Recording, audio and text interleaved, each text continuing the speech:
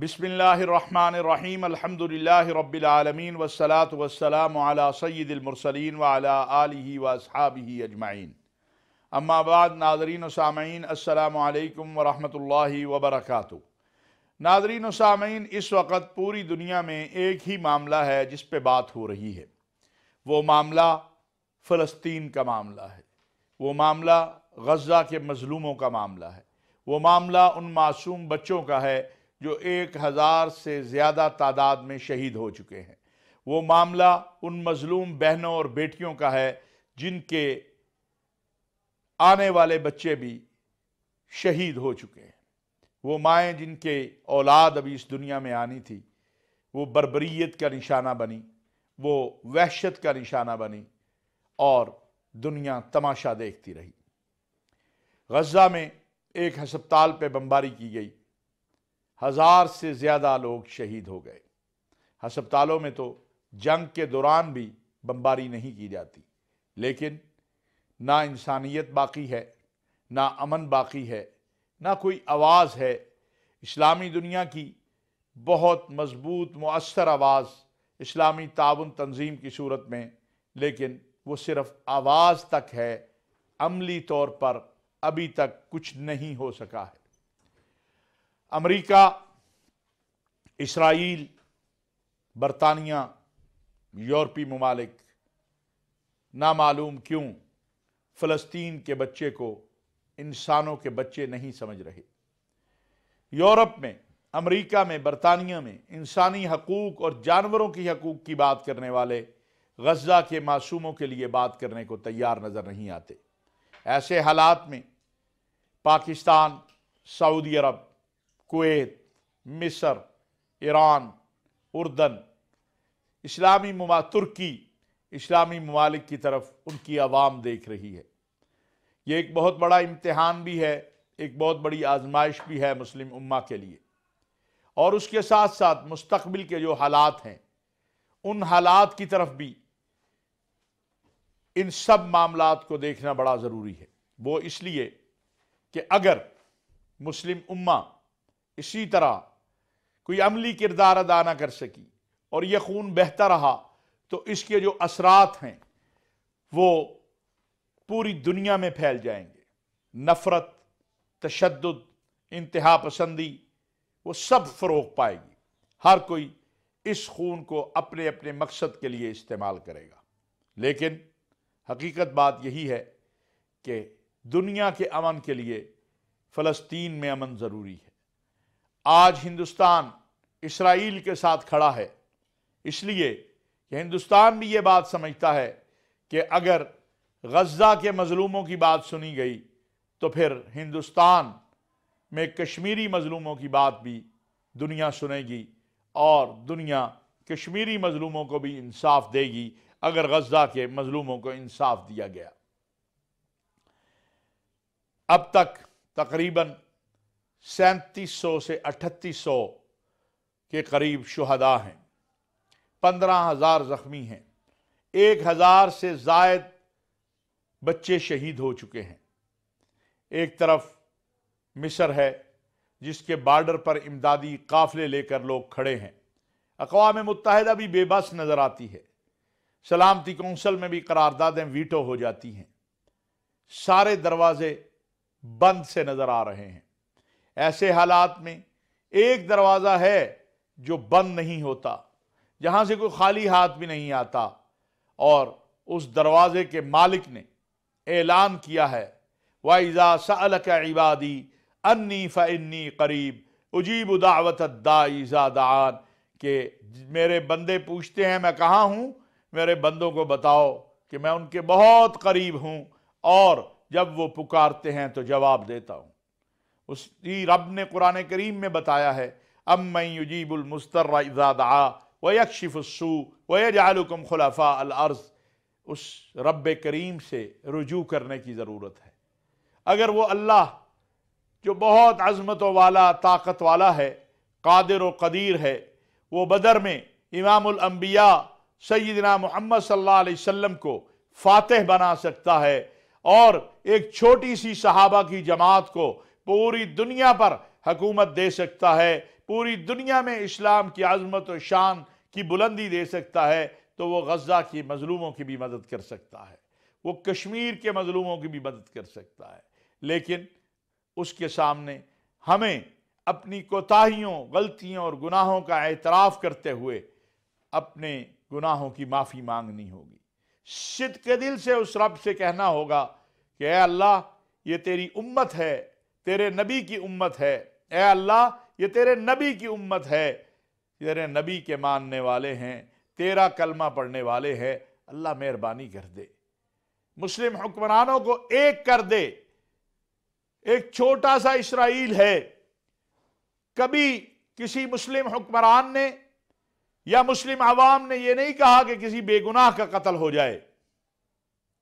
ہمیشہ مسلم دنیا میں مسلم عوام نے، مسلم حکمرانوں نے انصاف مانگا ہے فلسطینیوں کے لیے، کشمیریوں کے لیے۔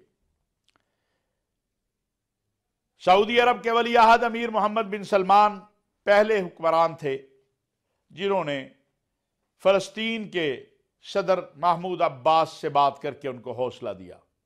پاکستان کے وزیر اعظم انوار الحق کاکڑ صاحب دوسرے حکمران ہیں جنہوں نے ان سے بات کی۔ وہ اردن آئے، اردن میں ان سے امریکی وزیر خارجہ ملے، لیکن امریکی وزیر خارجہ کا جو اسلوب تھا وہ آپ نے دیکھا کہ اس کے نتیجے میں سعودی عرب میں، مصر میں جو گفتگو ہوئی وہ بڑی واضح تھی کہ آخر اگر یہودی کا بچہ یا ایک یہودی اس کا حق ہے تو فلسطینی کا حق کیوں نہیں ہے؟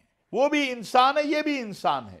اس وقت غزہ کا مسئلہ مسلمانوں اور یہودیوں کا مسئلہ نہیں ہے، اس وقت غزہ کا مسئلہ مسلمانوں یا یہودیوں اور عیسائیوں کا مسئلہ نہیں ہے، غزہ کا مسئلہ تو انسانیت کا مسئلہ بن چکا ہے، غزہ کا مسئلہ تو معصوم بچوں کا مسئلہ بن چکا ہے، غزہ کا مسئلہ تو ان بے بس اور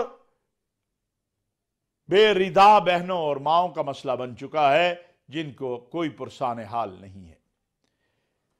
خلیج تعاون کونسل، اسلامی تعاون تنظیم، ان سب کے اجلاس ہوئے ہیں، سب نے بہت مؤثر اعلامیے جاری کیے ہیں، لیکن اب اعلامیوں سے آگے بڑھنے کی ضرورت ہے۔ امدادی قافلے کھڑے ہیں، ان کو اجازت نہیں دی جا رہی۔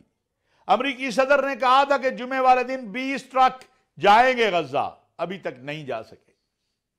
آخر کیا قصور ہے غزہ کے بچوں کا؟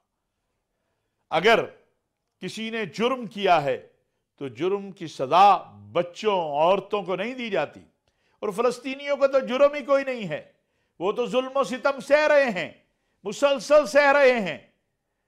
پاکستان کی حکومت نے، پاکستان کے آرمی چیف جنرل حافظ سید عاصم منیر صاحب اور پاکستان کے وزیر اعظم کی ہدایات پر ایک جہاز امداد کا مصر روانہ کیا ہے، جہاں ہمارے سفیر نے، جو پاکستان کے سفیر ہیں، وہ جہاز سے سامان جو ہے ہلال احمر مصر کے سپرد کیا ہے۔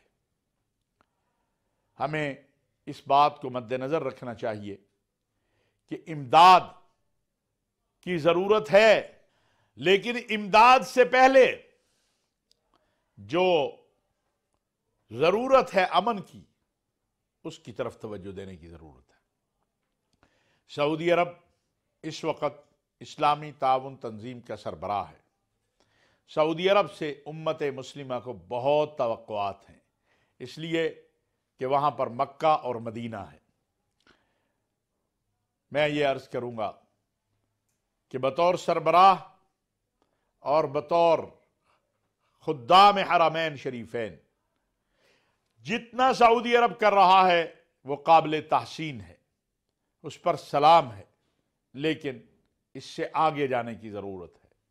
وہ دروازہ کھولنے کی ضرورت ہے جس سے امن ملے فلسطینیوں کو، وہ دروازہ کھولنے کی ضرورت ہے جس سے فلسطینی بچے، بوڑھے، جوان، عورتیں، بیٹیاں، بہنیں محفوظ ہو جائیں۔ ایسا اسی صورت میں ممکن ہے کہ جب امت متحد ہو کر آگے بڑھے۔ یہ امت جب مکہ اور مدینہ میں جاتی ہے تو ایک امام کے پیچھے نماز پڑھتی ہے، اس امت کو ایک موقف بھی اپنانے کی ضرورت ہے۔ مصر کے جناب سیسی امیر قطر مسلسل کوششیں بھی کر رہے ہیں، پاکستان بھی کوشش کر رہا ہے۔ میں نے جیسے عرض کیا، ہمارے وزیر اعظم نے فلسطینی صدر سے بھی بات کی ہے، ہمارے وزیر خارجہ اسلامی تعاون تنظیم کے اجلاس میں گئے تھے، وہاں پر انہوں نے بہت اچھا پاکستان کا موقف بیان کیا، حتیٰ کہ پاکستان کے جو سپہ سالار ہیں، پاکستان کی جو فوج ہے، ان کا جو کور کمانڈر میٹنگ ہوئی، اس کا جو اعلامیہ آیا، اس میں بھی واضح طور پر بغیر کسی لگی لپٹی کے، بغیر کسی فن بٹ کے اسی موقف کو بیان کیا گیا جو موقف قائد اعظم محمد علی جناح کا تھا فلسطین کے حوالے سے۔ پاکستان کی ریاست، پاکستان کی عوام، پاکستان کی فوج، پاکستان کے علماء، مشائخ، تمام طبقات اپنے مظلوم فلسطینی بھائیوں کے ساتھ ہیں۔ ہمیں ان کی مدد کے لیے جو ہم کر سکتے ہیں اپنی سطح پہ کرنا چاہیے۔ مسلم حکمرانوں کو بھی اس بات کا احساس ہونا چاہیے کہ مسلم عوام ان سے بہت زیادہ توقعات رکھتی ہے، اور انہیں ان توقعات پہ اس لیے بھی پورا اترنا ہے کہ حالات و واقعات کی روشنی میں یہ بات کہی جا سکتی ہے کہ جو لوگ یہ چاہتے ہیں کہ کسی بھی طریقے سے مسلم دنیا کے اندر جو ایک اتحاد کی فضا پیدا ہو رہی تھی، جو مسلم ممالک کے اندر ایک امن اور استحکام کی فضا پیدا ہو رہی تھی، کسی طرح سے اس کو خراب کیا جائے۔ وہ کیسے ہوگی کہ جب غزہ کے اور فلسطین کے یہ مظلوم جو ہیں، ان کا نام استعمال کر کے، ان کی تصویریں دکھا کے مسلم نوجوان سے کہا جائے گا کہ حکمرانوں نے کچھ نہیں کیا۔ اور جس طرح ماضی میں مسلم نوجوان کو اسلام کے نام پر، جہاد کے نام پر، دین کے نام پر، پھر اپنے مقاصد کے لیے اس آگ کا ایندھن بنایا گیا جس نے مسلم دنیا کو اس وقت مضبوط ترین ممالک کو کمزور ترین کر دیا ہے۔ پاکستان اس کیفیت سے گزر چکا ہے، اب بھی ہم دہشت گردی کے شکار ہیں، لہٰذا اس کو مد نظر رکھنا چاہیے، اس کو سامنے رکھنا چاہیے، اور آگے بڑھ کے بغیر کسی لگی لپٹی کے مسلم دنیا کو یہ بات کہنی ہوگی، عالمی دنیا سے، یورپ، امریکہ، برطانیہ سے، کہ یہ سلسلہ اب مزید نہیں چل سکتا۔ پاکستان کی جو پالیسی ہے اس کو سامنے رکھا جائے۔ پاکستان، بعض ایسے لوگ ہیں جو بغیر سوچے سمجھے صرف تعصبات میں، صرف سیاست کے لیے بے جا پراپوگنڈا کرتے ہیں۔ نہ پاکستان کی پالیسی بدلی ہے، نہ پالیسی بدلے گی۔ ہم کل بھی اپنے مظلوم فلسطینی بھائیوں کے ساتھ کھڑے تھے، آج بھی اپنے مظلوم فلسطینی بھائیوں کے ساتھ کھڑے ہیں۔ نہ کل ہم پیچھے ہٹے تھے، نہ آج پیچھے ہٹے ہیں، نہ آئندہ ہٹیں گے۔ فلسطین کے مسئلے کا ایک ہی حل ہے، ایک آزاد، خود مختار فلسطینی ریاست کا قیام، جس کا دارالخلافہ القدس ہو۔ لیکن جب آپ 16 سال تک غزہ کو قید خانہ بنا دیں گے، فلسطینیوں کو ان کے حقوق نہیں دیں گے، تو پھر وہ کیا کریں گے؟ تنگ آنگا مت، بجاؤں گا مت۔ سعودی عرب نے جو اس صورتحال پہ، اور ترکی نے اور قطر نے پہلا بیان دیا تھا، وہ یہی تھا کہ ہم اسی دن کے حوالے سے امریکہ اور عالمی دنیا کو کہہ رہے تھے کہ فلسطینیوں پر ظلم و ستم کا سلسلہ بند کیا جائے۔ ناظرین، پاکستان کے سیاست میں بہت کچھ تبدیلیاں آ رہی ہیں۔ دعا یہ ہے کہ جو بھی ہو وطن عزیز پاکستان کے لیے اچھا ہو۔ پاکستان کو وحدت، اتحاد، امن اور استحکام کی ضرورت ہے، انتقام کی نہیں، محبت کی ضرورت ہے۔ مل کر اس وطن کو، جو عظیم وطن ہے، مضبوط بنانے کی ضرورت ہے، آگے بڑھنے کی ضرورت ہے۔ اور اگر ہم نیک نیتی کے ساتھ اور ارادے کے ساتھ طے کر لیں کہ ہم نے اپنے وطن کو عظیم سے عظیم تر بنانا ہے، تو دنیا کی کوئی طاقت ہمیں نہیں روک سکتی کہ ہم پاکستان کو ایک مضبوط اور مستحکم ملک نہ بنائیں۔ ہمارے وزیر اعظم صاحب چائنا گئے ہوئے تھے۔ پاک چین دوستی جو ہے وہ لازوال ہے۔ ہماری اس دوستی کو نہ کسی کی انشاءاللہ نظر لگ سکتی ہے، نہ یہ کمزور ہو سکتی ہے۔ اللہ رب العزت سے دعا ہے کہ اللہ تعالیٰ مظلوم فلسطینیوں کی غیب سے مدد فرما دے اور تمام بلاد اسلامیہ کی حفاظت فرمائے اور پاکستان کو ہر طرح کے شرور سے محفوظ کر دے۔ وما علینا الا البلاغ المبین۔